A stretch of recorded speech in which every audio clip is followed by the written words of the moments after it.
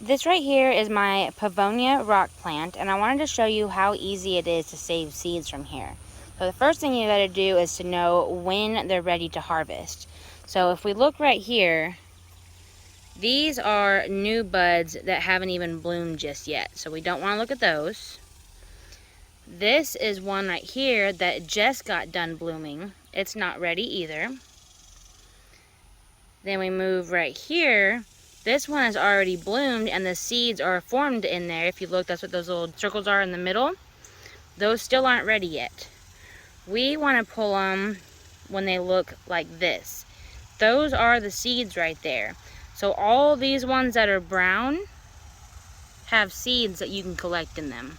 So all you got to do is pull the flower off. And I'm going to use my son's hand here.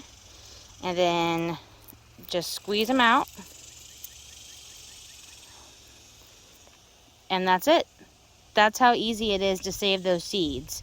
So this one plant in that one pod gave us 4 good-sized seeds. And then if you look, you can see all those brown pods. And every single one of those are full of seeds. So now this one plant will turn into hundreds of new plants.